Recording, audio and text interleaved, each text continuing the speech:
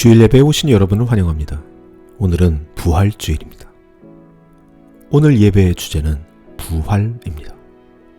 부활절은 기독교 최대의 명절입니다. 비록 화려함으로는 성탄절에 비해 밀리지만 말이죠. 부활절이 성탄절에 비해 화려하지 못한 이유는 그 부활이 내포하고 있는 그 메시지 때문일 겁니다. 일반적으로 누군가의 탄생을 축하하는 것은 우리에게 아주 익숙한 문화죠. 우리는 매년 생일 파티를 하고 나라의 탄생을 축하한다고 쉬고 헌법이 만들어진다고 또 쉬고 성탄절은 예수님이 탄생하셨다고 쉬고 석가탄신일도 쉬고 이곳 뉴질랜드에서는 킹 버스데이에 또 쉬고 많은 법정 공휴일이 누군가의 탄생을 기념하기 때문에 탄생을 축하하는 것은 우리에게 익숙한 문화죠. 그만큼 화려하기도 하고요. 그래서 성탄절은 이 세상 속에서도 화려하게 치러질 수 있을 만한 그런 코드를 가지고 있습니다. 하지만 부활은 이 세상에서 생소한 개념입니다.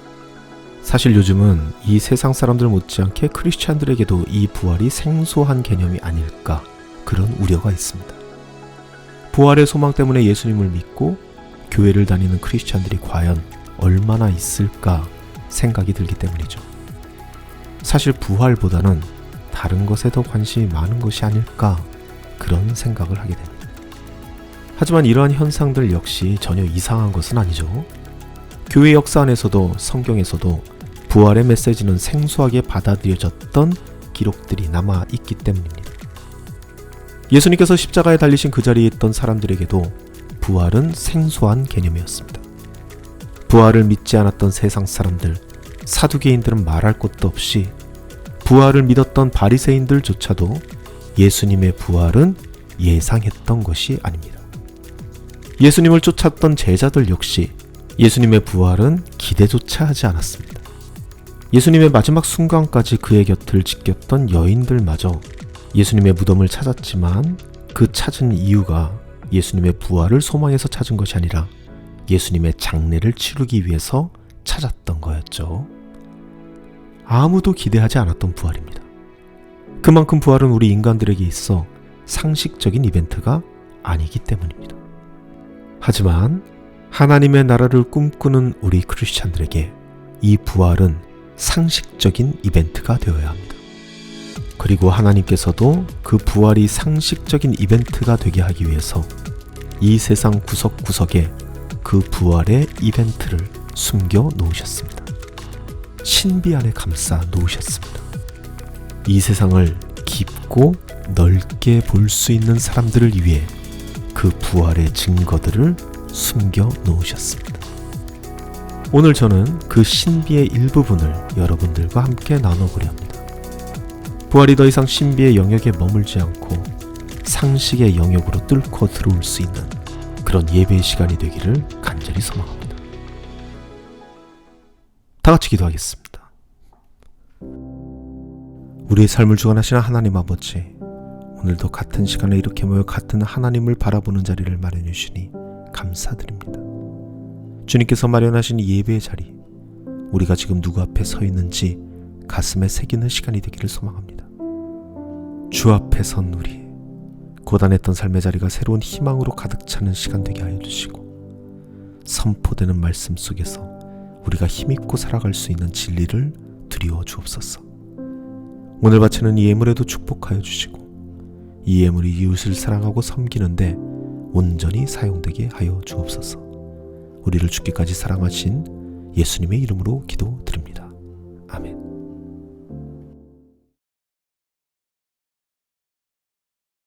제가 여러분에게도 몇 번 말씀드렸듯이 제 MBTI는 INTP입니다. 흔히 인팁이라 부르죠. 도대체 이 목사님은 왜 이렇게 자신의 MBTI를 강조하느냐, 이 너무 과몰입하는 거 아니냐 라고 말씀하실 분들도 있겠지만 원래 인팁들이 그렇습니다. 원래 이 인팁들이 과몰입의 대가들이고요. 또 본인이 인팁임을 굉장히 자랑스럽게 여기는 타입입니다. 보통 이 인팁 유형이 정말 종교를 갖기 힘들다고 하는데 이 원래 과몰입하는 스타일이라고 하지 않았습니까? 그래서 일단 한번 갖고 나면은 좀 별나게 믿는 스타일입니다. 이 유형 자체가 지적 탐구력이 엄청나게 높은 유형이기 때문에 일단 종교를 갖게 되어버리면 지적 탐구의 대상으로 그것을 설정해버립니다. 그리고 믿지 못할 이유가 없어질 때까지 집요하게 파고드는 성격입니다. 저는 성경을 탐구하며 그 안에서 하나님을 믿지 않을 이유가 없다는 결론을 내려버렸고, 특히 이 부활신앙의 경우 갖지 않을 이유가 전혀 없다고 생각하게 되었습니다. 그래서 저는 오늘 여러분과 이 이야기를 나누려고 합니다. 부활신앙을 갖지 않을 이유가 전혀 없다는 그 이야기를 말이죠. 하지만 오늘의 이야기는 몇몇 분들에게는 상당한 거부감을 갖게 할 수도 있을 것 같습니다. 왜냐하면 저는 오늘 이 부활의 이야기를 지나치리만큼 실리적인 측면으로만 접근하려고 하기 때문입니다. 그래서 오늘의 이 본문도 부활과는 전혀 상관이 없어 보이는 불의한 청지기에 비유해서 가지고 온 것이죠. 누가복음 16장 말씀입니다. 주인은 그 불의한 청지기를 칭찬하였다. 그것은 그가 슬기롭게 대처하였기 때문이다. 이 세상의 아들들이 자기네끼리 거래하는 데에는 빛의 아들보다 더 슬기롭다. 그러므로 내가 너희에게 말한다. 불의한 재물로 친구를 사겨라. 그래서 그 재물이 없어질 때에 그들이 너희를 영원한 처소로 맞아들이게 하여라. 즉, 오늘 저는 이 불의한 청지기가 되어서 말씀을 전하려 합니다. 그 불의한 재물로 친구를 사귀려고 합니다. 이익이라고 얘기하는, 실리라고 얘기하는, 정말 교회와는 어울리지 않는 그 단어로 부활신앙을 이야기하려고 합니다. 그래서 오늘 설교가 조금 깁니다. 부디 너무 불편하지 않기를 바라는 마음과 함께 오늘의 설교를 시작하려 합니다. 교회를 다니는 인팁들에게 당신은 왜 교회를 다니며 왜 신을 믿냐 이렇게 물어보면요, 아마 다 똑같이 이렇게 대답할 겁니다. 믿어서 손해볼 게 없는데 왜 안 믿냐 이렇게 말이죠. 이 말이 좀 이상하게 들릴지는 모르겠지만 원래 저 같은 유형의 사람들은 모든 경우의 수를 따져보고 나서 결론을 내는데요. 마치 파스칼이 신을 믿는 것이 왜 실리적인 선택인가 라는 것을 논증한 것처럼 말이죠. 파스칼은 그의 책 팡세에서 신을 믿는 게 이득인 이유에 대해 이렇게 논증하고 있습니다. 첫째, 우리는 신이 존재하는지 안 하는지 증명할 수 없다. 둘째, 증명할 수 없으니까 그냥 믿는 게 낫다. 셋째, 왜냐하면 죽었는데 만일 신이 있다면 당신은 믿었으니까 영생을 드리는 무한한 이득을 보게 되는 것이고, 넷째, 신이 있는데 믿지 않았다면 당신은 영원한 형벌을 받는 무한한 손해를 보게 된다. 다섯 번째, 반대의 경우로 만일 내가 신을 믿었는데 죽었더니 신이 없다면 그저 이 세상에 살면서 약간의 정신적, 시간적, 물질적 손해만 본 것뿐이다. 여섯 번째, 그러니까 그냥 신을 믿는 게 낫다. 이렇게 되는 거죠. 저 역시 마찬가지입니다. 하나님을 믿어서 그렇게 크게 손해보는 게 없습니다. 그리고 부활신앙을 가져서도 그렇게 손해볼 게 없는데 안 가질 이유가 없는 겁니다. 이 논리는 제가 하나님을 믿는 이유 중 꽤나 중요한 부분을 차지하고 있는 논리입니다.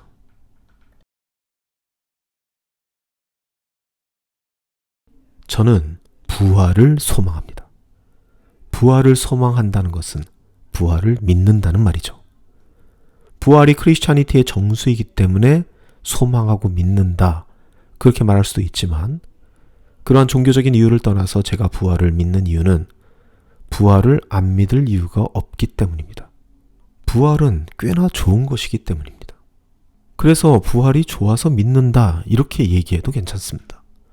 마치 제가 제 아내가 좋아서 제 아내를 믿고 제 아이들을 사랑하기 때문에 제 아이들을 믿는 것과 같은 겁니다. 부활이 좋은 이유가 있습니다. 부활은 잃어버린 것을 되찾는 거기 때문입니다. 죽음으로 생명을 잃어버렸는데 그것을 부활로 되찾게 됩니다. 이것을 넘어서 부활이 정말 좋은 이유가 하나 있는데, 그것은 부활은 잃어버린 것을 되찾게 되는 것인데 그 되찾은 것이 원래 것보다 더 좋기 때문입니다. 예수님께서는 그의 생명을 잃으셨지만 부활을 통해서 새로운 육신을 입으셨고 그 육신은 이전의 육신보다 더 좋은 육신이었습니다. 명성의 측면에서도 그렇습니다. 예수님께서는 치욕스러운 십자가 죽음을 통해서 그의 명성을 잃으셨지만 부활한 후에 그 명성을 범지구적으로 되찾으셨습니다. 부활 후에 일어난 일입니다.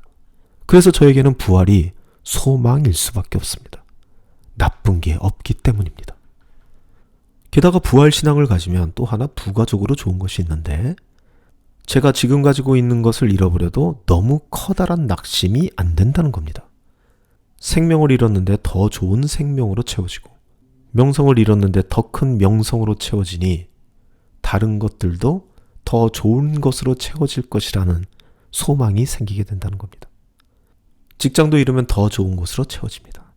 재산도 잃으면 더 좋은 것으로 채워질 것이고, 관계도 잃으면 더 좋은 관계로 채워지겠죠. 욥기에서 이미 이 부분에 대해서 성경은 이야기하고 있습니다. 사실 성경에서 지속적으로 이야기하고 있는 것이 이 부활 소망입니다. 그래서 부활 신앙을 가지면 뭔가를 잃었을 때도 멘탈 관리를 잘할 수 있습니다. 더 좋은 것으로 채워질 소망을 가지고 있으니까요. 그리고 제가 멘탈이 관리가 잘 되면 제가 사랑하는 사람들에게 가는 피해도 적어지게 되죠. 정말 좋은 것밖에 없는 겁니다. 아무리 생각해봐도 부활신앙을 가지면 잃는 것보다 얻는 게 더 많습니다. 특별히 요즘처럼 가뜩이나 희망 없는 시대에 희망이라는 것을 가지고 살아갈 수 있게 되니 그것 또한 큰 이득이라고 할 수 있겠죠. 자, 지금까지 잘 참고 들어주셨다면 분명히 이렇게 질문하시는 분들도 계실 겁니다. 네, 알겠습니다, 목사님. 이게 맞는지는 잘 모르겠지만, 그래, 우리가 너무나도 부활의 소망을 두지 않으니 믿는 게 이득이다 라고 말씀하시면서 어떻게든 소망을 가져보게 하려고 애쓰신 것은 잘 알겠는데, 중요한 건 이거죠. 정작 죽고 났더니 부활이 없으면 어떡할 겁니까?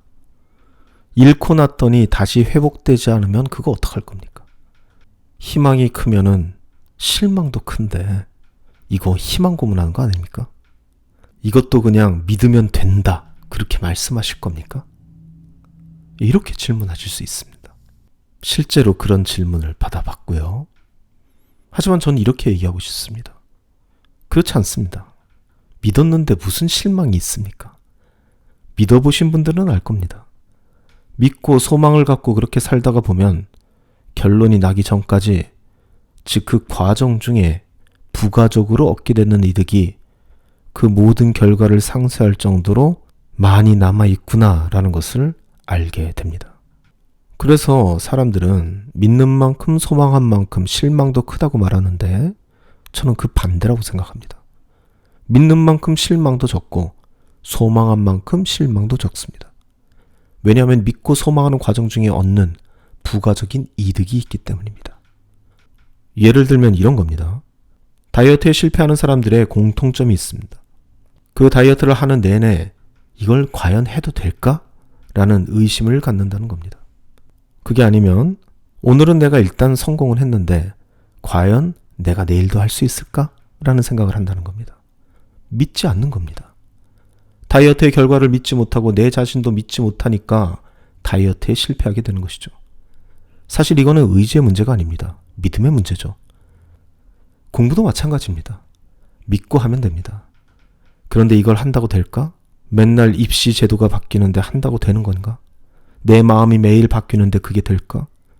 이건 역시 의지가 아니라 믿음이 없는 것이죠. 사업도 마찬가지입니다. 믿고 하면 됩니다. 그런데 이걸 한다고 될까? 맨날 커스터머의 니즈가 바뀌는데 이게 될까? 내가 과연 내일도 이렇게 웃으면서 할 수 있을까? 여러분, 이건 역시 의지가 아니라 믿음이 없는 것이죠. 여기에서 주의할 것이 하나 있습니다. 믿으려면 정말 믿을 만한 것을 믿어야 한다는 것이죠. 검증이 된 안전한 것을 믿어야 한다는 겁니다.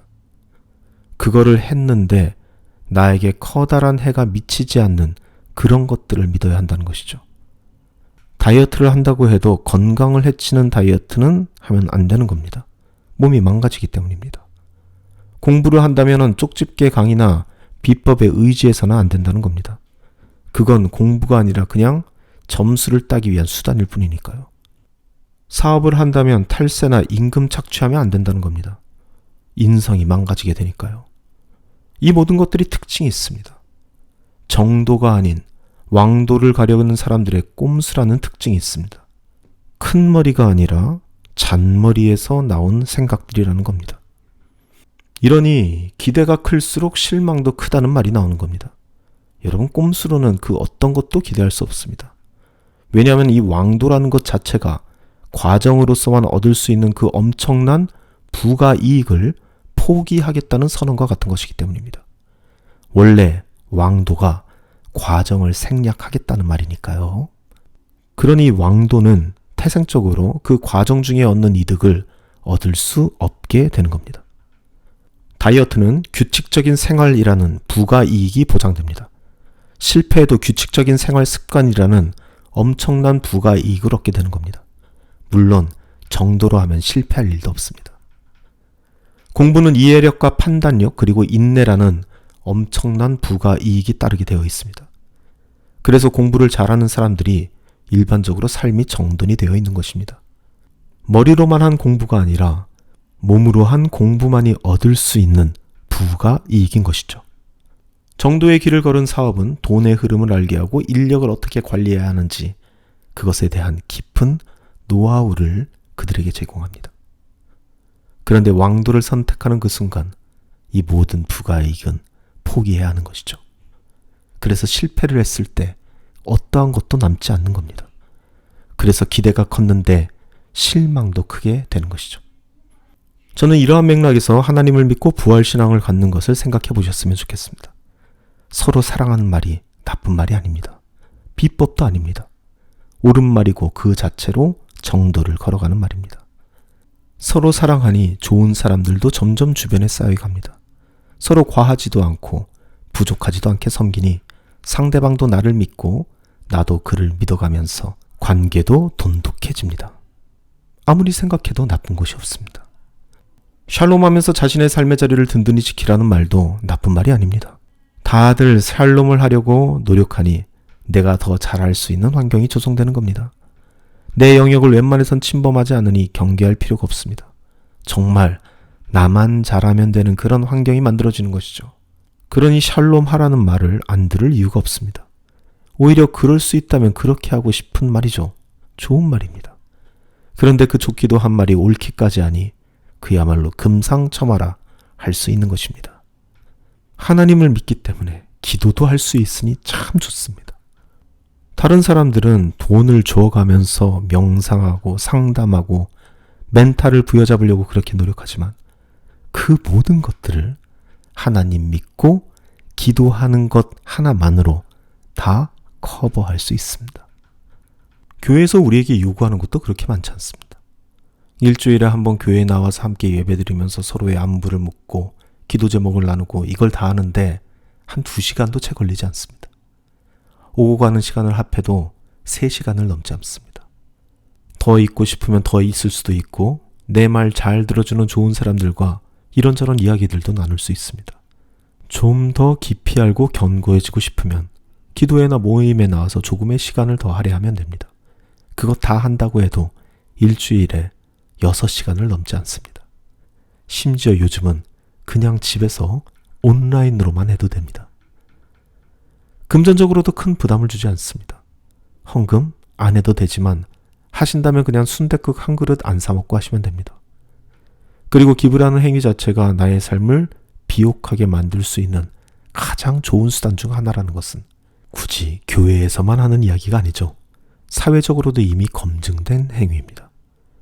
돈이 나를 지배하는 것이 아니라 내가 돈을 지배하고 있다는 그 의식은 순수한 기부 행위가 가져오는 가장 큰 부가 이익입니다. 그리고 이 모든 것에 더해 가장 중요한 것은 그렇게 하나님을 믿고 신앙을 갖고 교회에 소속되어 섬김의 삶을 살다가 그 생명이 다하면 죽음 이후 천국이 보장된다고 합니다. 나의 소중한 인생이 죽음이라는 이벤트로 그냥 끝나버리지 않는다고 합니다. 영원한 삶이 보장되어 있고 심지어 그 삶을 새로운 육신을 가지고 살아간다고 합니다. 이 모든 것이 저에겐 믿을 이유가 되는 것입니다. 저와 같은 이 믿을 이유, 아니 저보다 더 고귀한 그 믿을 이유를 발견하셔서 그 약속된 천국과 부활의 육신을 소망할 수 있는 우리 모든 지체들이 되시기를 간절히 소망합니다. 사랑과 은혜 주님, 너무나 오랜 시간 종교적 가르침에 노출되어 하나님 아버지를 온전한 아버지로 고백하지 못하는 저희들입니다. 예수님께서 불의한 청지기를 비유로 들어 오히려 빛의 자녀들보다 지혜롭다라고 말씀하신 그 말씀의 깊은 의미를 온전히 이해하고 마음속에 새기고 그 종교적 담을 넘어 아버지 하나님께서 약속하신 그 모든 것들이 진정 우리에게 복이 된다는 것을, 이득이 된다는 것을 믿을 수 있는 우리 모두가 되게 하소서. 이제는 우리를 죽기까지 사랑하신 우리 주 예수 그리스도의 벅찬 은혜와 우리를 사랑하사 독생자 예수를 이 땅에 보내주신 하늘아버지의 극진하신 사랑과 우리의 삶의 인도자이자 보혜사 되시는 성령님의 사귐이 여기 모인 주님의 자녀들 가운데 영원토록 함께하기를 간절히 축원하옵나이다. 아멘.